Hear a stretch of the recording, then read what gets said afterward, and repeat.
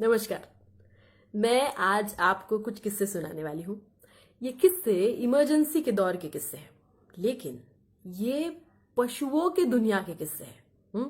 तो इनका इंसान या इंसानों की दुनिया से कोई भी वास्ता नहीं है। शुरू करें। कोयल का कंठ अच्छा था, स्वरों का ज्ञान था और राग रागिनियों की थोड़ी बहुत समझ थी।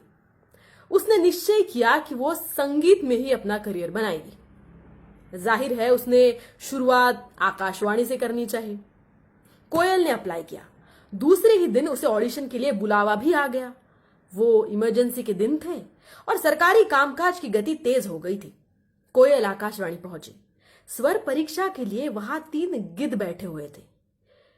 क्या गाऊं? कोयल ने पूछा। गिद्ध हंसे और बोले, अरे ये भी कोई पूछने की बात है। 20 सूत्री कार्यक्रम पर कोई भी लोकगीत सुना दीजिए, हमें सिर्फ यही सुनने सुनाने का आदेश है।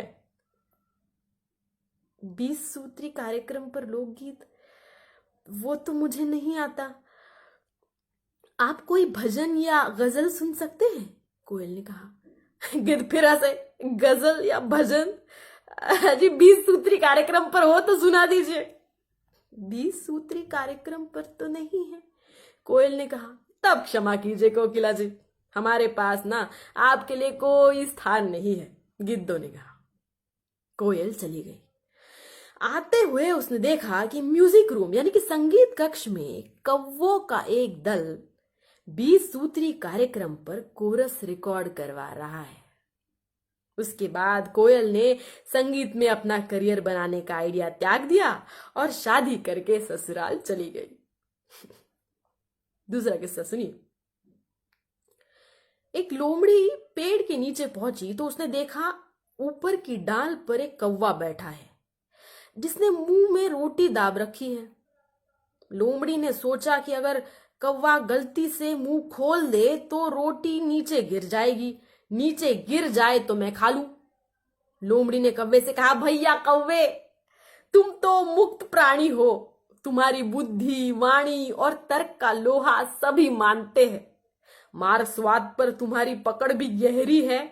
वर्तमान परिस्थितियों में एक बुद्धिजीवी के दायित्व पर तुम्हारे विचार जानकर मुझे बहुत प्रसन्नता होगी। यूं भी तुम ऊंचाई पर बैठे हो, भाषण देकर हमें मार्गदर्शन देना तुम्हें शोभा देगा। बोलो बोलो कौवे, मुंह खोलो, बोलो भी। इमरजेंसी का काल था। कौवे बहुत होशियार हो गए थे। चोंच से रोटी निकाल अपने हाथ में ले धीरे से कौवे ने कहा, लोमड़ी बाई, शासन हम बुद्धिजीवियों को ये रोटी इसी शर्त पर देती है कि हम इसे मुंह में ले अपनी चोंच को बंद रखें। मैं जरा प्रतिबद्ध हो गया हूं आजकल, क्षमा करें। मैं स्वतंत्र हूं, यह सही है, और आश्चर्य नहीं कि समय आने पर मैं बोलूं भी। इतना कहकर कौवे ने फिर रोटी चोंच में दबा ली। आखिरी किस्सा सुनिए। जंगल का किस्सा है। जंगल में शेर के उत्पात बहुत बढ़ गए थे। जीवन असुरक्षित था और बेहिसाब मौतें हो रही थी। शेर कहीं भी किसी पर भी हमला कर देता था। इससे परेशान हो जंगल के सारे पशु इकट्ठा हो वनराज शेर से मिलने गए, मतलब उसी शेर से। शेर अपनी गुफा से बाहर निकला, पूछा, कहिए क्या बात है। उन सब ने अपनी परेशानी बताई और शेर के अत्याचारों के विरुद्ध आवाज उठाई। शेर ने अपने भाषण में कहा, प्रशासन की नजर में जो कदम उठाने हमें जरूरी लगते हैं वो हम उठाएंगे। आप इन लोगों के बहकावे में ना आवे जो हमारे खिलाफ है। अफवाहों से सावधान रहे, क्योंकि जानवरों की मौत के सही आंकड़े हमारी गुफा में है, जिन्हें कोई भी जानवर अंदर आकर देख सकता है। फिर भी अगर कोई ऐसा मामला हो तो आप मुझे बता सकते हैं या फिर अदालत में जा सकते हैं।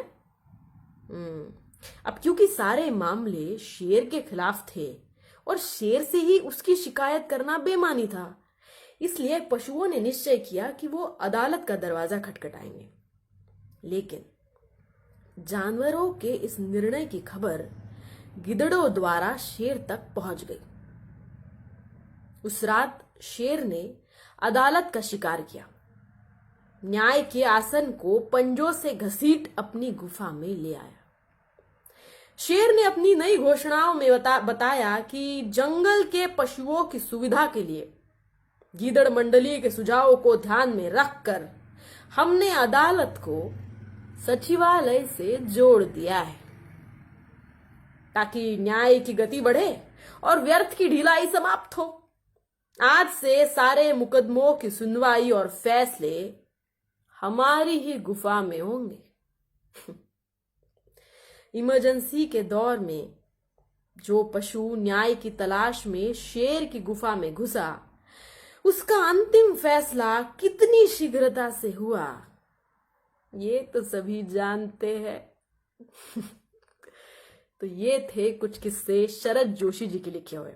शरद जोशी जी एक पोएट थे, राइटर थे और वो व्यंग्यकार थे। तो उनके निबंध कथाएं आप जब पढ़ेंगे तो आप उसमें सटायर का मजा उठा सकते हैं। होप आपको ये कहानियां अच्छी लगी हो। Thank you.